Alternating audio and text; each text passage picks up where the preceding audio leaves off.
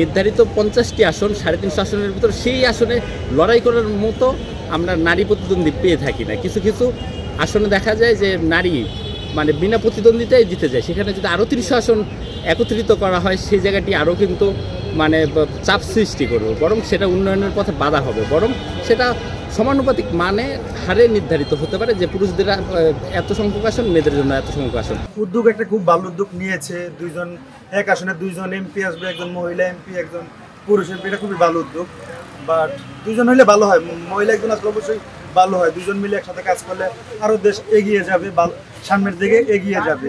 একজন নারী চাইলে পুরুষের সাথে সরাসরি প্রতিদ্বন্দ্বিতার মাধ্যমে আসতে পারে এবং নারীর জন্য অলরেডি কিন্তু সংরক্ষিত আসন সংসদে বিদ্যমান। সেক্ষেত্রে নারীর অধিকার কিন্তু আসলে এখানে রক্ষিত হচ্ছে। এখন যদি আমরা নারীদেরকে আরও 300 আসন অর্থাৎ পুরুষের বিপরীতে একজন করে নারী নেই, তাহলে তো এটি আসলে একটি প্রতিদ্বন্দ্বিতামূলক পজিশনে চলে যাচ্ছে। এটি আসলে আমার ক্ষেত্রে যৌক্তিক মনে হচ্ছে না। সত্যি বর্তমানে তো বাংলাদেশে 2-3টি রাজনৈতিক দল প্রধান, বিএনপি রয়েছে, জামায়াত রয়েছে, এনসিপি রয়েছে, তাদেরকে বলা যায়।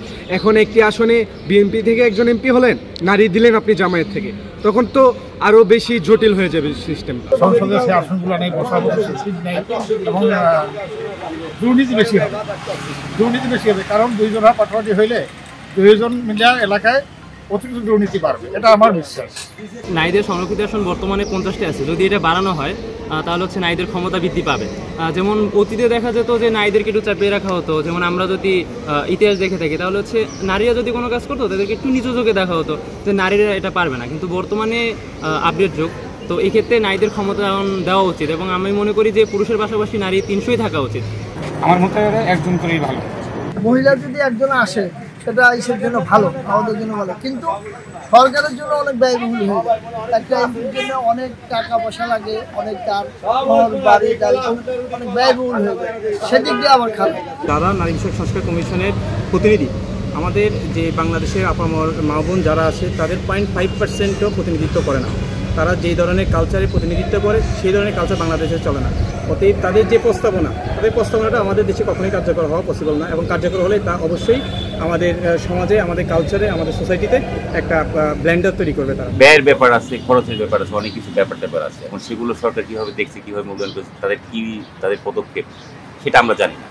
বাট আমরা চাচ্ছি সম্মিলিতভাবে একজন মা যদি এসে, যেমন আমাদের দেশমাতা বেগম খালেদা জিয়া, সে তো দেশ চালিয়েছে, তার প্রতি জনগণের আস্থা আছে। এমন মা যদি বের হয় নতুন করে, এমন মায়েরা যদি আসে নতুন, ওয়েলকাম, আমরা মায়েদের সঙ্গে আছি।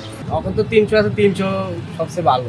600 দিলে জিনিসটা ইয়ে হয় যে ভালো, দেশের ক্ষতি হবে, ব্যয়বহুল মনে হবে আমার কাছে যেটা ধারণা, যে একটা তাদের বেতন, তাদের কস্টিং, তাদের খরচ যেগুলো আছে, একটা এমপির পিছনে যে রাষ্ট্র যেটা ব্যয় করে সেই ব্যয়টা কিন্তু অনেক বেশি হয়ে যাবে আমার মনে হয়।